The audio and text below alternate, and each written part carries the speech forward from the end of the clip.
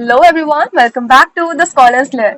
आज की वीडियो में हम देखेंगे डीएलएड सेकेंड ईयर का subject school leadership and management का यूनिट 1 जो कि है स्कूल ऑर्गेनाइजेशन एंड मैनेजमेंट।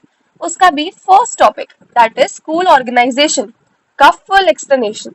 ये आपके टर्म एंड एग्जाम्स में बहुत हेल्प करेगा। वीडियो को एंड तक देखना। तो without further do let's start. तो यूनिट 1 के अंदर हम स्टार्ट कर रहे हैं स्कूल लर्निंग ऑर्गेनाइजेशन से। तो सबसे पहले आता है कॉन्सेप्ट ऑफ ऑर्गेनाइजेशन। उससे पहले हम इसमें क्या सीखेंगे वो ये है कि स्कूल सिर्फ एक बिल्डिंग नहीं होता, लेकिन उसमें कुछ सोशल रूल्स होते हैं जिस वजह से वो एक इंस्टीट्यूशन बनता है। और ये जो लर्निंग सिस्टम्स होते हैं कंटिन्यूसली खुद को अडेप्ट करते हैं और इम्प्रूव करते हैं। अब बात करते हैं ऑर्गेनाइजेशन की। So an organisation is a structured group of people working together to achieve a specific set of goals.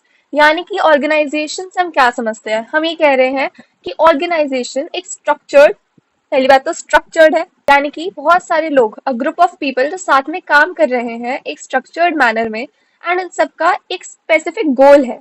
वो किसी एक गोल को अचीव करने के लिए साथ में काम कर रहे हैं। इन्हीं को हम एक ऑर्गेनाइजेशन कहते हैं। ये एक फंक्शनल फ्रेमवर्क होता है जहाँ पे जो टोटल वर्कलोड है वो छोटे छोटे मैनेजेबल पार्ट्स में ब्रेक डाउन होता है, काम बांटा जाता है। अब इसके की फीचर्स क्या होते हैं? पहला, कॉमन ऑब्जेक्टिव। ये तो है ही कि सब लोग एक शेयर्ड गोल की तरफ ही काम करेंगे, जैसे कि for example a school's goal is to educate children. फिर होती है इसमें डिविजन ऑफ वर्क, यानी जो काम है, जो टास्क है, उनको स्किल्स के बेसिस पर बांटा जाता है। फॉर एग्जाम्पल टीचर्स बच्चों को पढ़ाते हैं, जो अकाउंटेंट्स हैं वो स्कूल की फीस हैंडल करते हैं, और एडमिनिस्ट्रेटिव जो स्टाफ होता है वो फाइल्स वगैरह को मैनेज करता है। फिर आता है हायरार्की ऑफ अथॉरिटी। ये भी हम जानते हैं कि किस तरीके से हमारे पास सबसे टॉप पे हायरार्की में होते हैं प्रिंसिपल, फिर वाइस प्रिंसिपल, फिर कोऑर्डिनेटर्स होंगे, फिर टीचर्स, फिर स्टूडेंट्स। इससे पता चलता है कि एक लाइन ऑफ लीडरशिप है जहाँ पे सबको पता है किसको हमें रिपोर्ट करना है। फिर आता है कोऑर्डिनेशन। सारे जो डिपार्टमेंट्स होते हैं उनको साथ में काम करना होता है ताकि कोई भी कंफ्यूजन ना हो, कोई भी केओस ना हो। और फिफ्थ होता है रूल्स एंड रेगुलेशन। ये रिटन गाइडलाइंस होती हैं कि इनको हमें फॉलो करना होता है। अब आता है कॉन्सेप्ट ऑफ इंस्टीट्यूशन। तो एक इंस्टीट्यूशन एक स्टेबल, लॉन्ग लास्टिंग और सोशली एक्सेप्टेड सिस्टम होता है जो क्या करेगा? It will fulfil basic long term societal needs. It is built on deep rooted values, customs, traditions and cultural norms. तो वैल्यूज पे, कस्टम्स पर, ट्रेडिशंस और कल्चरल नॉर्म्स पर ये बेस्ड होता है। और क्योंकि इन चीजों को हम जानते हैं कि चेंज होने के लिए बहुत जनरेशंस लग जाती है, इनफैक्ट बहुत स्लोली ये सारी चीजें चेंज होती है, नहीं भी होती। इन द सेम वे एक इंस्टीट्यूशन भी ऐसा ही होता है। अब इसके की फीचर्स हैं। पहला, सोशल रिकॉग्निशन। ऑब्वियसली जो कम्युनिटी है एक इंस्टीट्यूशन को सोशल रिकॉग्निशन देती है, बहुत ज्यादा वैल्यू करती है, रिस्पेक्ट करती है। इसमें भी कुछ नॉर्म्स और वैल्यूज एस्टैब्लिश्ड होते हैं, कल्चरल, एथिकल, मॉरल स्टैंडर्ड्स होते हैं। लॉन्ग टर्म एग्जिस्टेंस, यानी कि ये परमानेंट होगा, परमानेंट सेटअप जो स्टेबल रहेगा ओवर टाइम। एंड इसमें होता है बिहेवियर कंट्रोल, यानी कि ये रेगुलेट करेगा कि आखिर लोग सोसाइटी में एक्ट कैसे करें। फॉर एग्जाम्पल मैरिज, रिलीजन या लॉ, ये सारे इसके एस्पेक्ट्स हो सकते हैं। अब आता है एक crucial comparison between organization versus institution.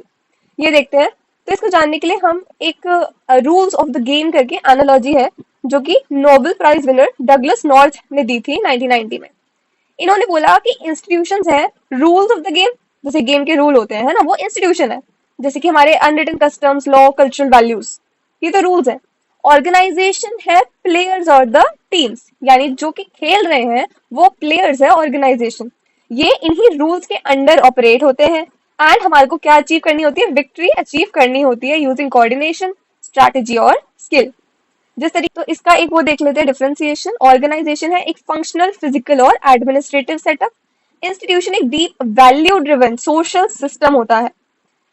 Organisation का प्राइमरी फोकस है कि इमीडिएट स्पेसिफिक टारगेट्स को अचीव करना, लेकिन इंस्टीट्यूशन होता है fulfilling long term societal needs और वैल्यूज को। ऑर्गेनाइजेशन चाहे तो टेम्परेरी भी हो सकता है और इजीली उसको आप चेंज कर सकते हो, मॉडिफाई कर सकते हो, लेकिन इंस्टीट्यूट हाईली स्टेबल होना चाहिए, परमानेंट, और बहुत धीरे धीरे इसमें चेंजेस आएंगे। एक एग्जांपल देते हैं, दिल्ली पब्लिक स्कूल बसंत कुंज में एक फिजिकल स्कूल है, लेकिन जो हमारा एजुकेशन सिस्टम है वो एक बहुत बड़ा सोशल कॉन्सेप्ट है। अब आते हैं school as a learning organization topic पर। तो ये जो टर्म है ना लर्निंग ऑर्गेनाइजेशन, ये पॉपुलराइज हुई थी, एक मैनेजमेंट एक्सपर्ट थे पीटर सेन, जिन्होंने बुक लिखी थी द फिफ्थ डिसिप्लिन। उन्होंने बोला कि एक ऐसी जगह है जहां पर लोग कंटिन्यूअसली एक्सपैंड करते हैं अपनी कैपेसिटी को to achieve the result they truly desire. यानी कि एक स्कूल एक लर्निंग ऑर्गेनाइजेशन बन गया जहाँ पे हर कोई, नॉट जस्ट स्टूडेंट्स, लेकिन जो टीचर्स है, प्रिंसिपल है, एडमिनिस्ट्रेटिव स्टाफ, पेरेंट्स, ये सब क्या कर रहे हैं, कंटिन्यूअसली लर्न कर रहे हैं, रिफ्लेक्ट कर रहे हैं और इम्प्रूव करते हैं। इन्होंने 5 कोर डिसिप्लिन दिए। सबसे पहला सिस्टमैटिक थिंकिंग, यानी जो कॉर्नरस्टोन है। इन्होंने बोला कि स्कूल ना एक सिंगल यूनिफाइड सिस्टम है रादर दैन डिस्कनेक्टेड क्लासेस। अगर बच्चों की परफॉर्मेंस ड्रॉप हो जाती है तो एक सिस्टमिक थिंकर जो होगा वो ये देखेगा कि सिर्फ बच्चों की ही गलती नहीं है, बल्कि जो टीचिंग की क्वालिटी है, फिजिकल रिसोर्सेज जो प्रोवाइड कराने चाहिए, अच्छे डेस्क और होम सपोर्ट, ये सारी ही चीजें इक्वली मायने रखती है रादर दैन कि हम बच्चे को ब्लेम करें। सेकंड है पर्सनल मास्टरी। ये एक कमिटमेंट होती है इंडिविजुअल की कि मुझे ग्रो करना है, मुझे सीखना है। तो टीचर्स को अपनी स्किल्स को अपडेट करके रखना पड़ेगा, है ना, रियलाइजिंग कि उनकी जो लाइफ लॉन्ग लर्निंग होगी वो डायरेक्टली बच्चों की लर्निंग को अफेक्ट करेगी। फिर होते हैं मेंटल मॉडल्स। यहाँ पे सरफेसिंग, एग्जामिनिंग और challenging the deeply held subconscious belief that limits how we see the world. For example की एक ओल्ड मेंटल मॉडल है कि बच्चे जो है वो एक एम्प्टी वेसल है, जिनको टीचर का क्या काम है, उनमें बस फैक्ट्स डालते रहो, इन्फॉर्मेशन डालते रहो। लेकिन this is a old thinking. आज की डेट में जो बच्चे हैं they are the active creators of knowledge. वो है जो अपनी नॉलेज को बिल्ड करेंगे, कंस्ट्रक्ट करेंगे। फिर आता है टीम लर्निंग, यानी कि फॉस्टर करें हम ओपन डायलॉग, कोई भी पर्सनल एजम्पशंस खुद से ना बनाए और सारी जो थिंकिंग हो वो टीम में कलेक्टिवली हो। सारे टीचर साथ बैठे और शेयर करें कि उन्होंने क्लास में क्या क्या करवाया, कैसे करवाया, क्या हेल्प किया उनकी क्लास में, क्या नहीं किया। और ऑफ कोर्स एक शेयर्ड विजन होना बहुत जरूरी है, creating a common image of the future that everyone is genuinely committed to rather than just following orders. मतलब हर किसी को एक शेयर्ड विजन जो है उसे समझना है, उसे अंडरस्टैंड करना है एंड ऑफ कोर्स उसके लिए काम करना है।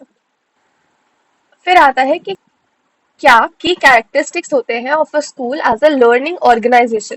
तो सबसे पहले होता है कॉन्टिन्यूअस प्रोफेशनल डेवलपमेंट, यानी कि जो टीचर्स हैं उन्हें रेगुलरली अपडेट करनी पड़ेगी अपनी टीचिंग स्किल्स। ये कैसे होता है, वर्कशॉप्स कराई जाती है, सेमिनार्स होते हैं और पीयर लर्निंग के थ्रू, मतलब टीचर्स आपस में एक दूसरे से बात करती है कि किस तरीके से उन्होंने क्लासरूम में अपनी स्ट्रैटेजीज अप्लाई करी।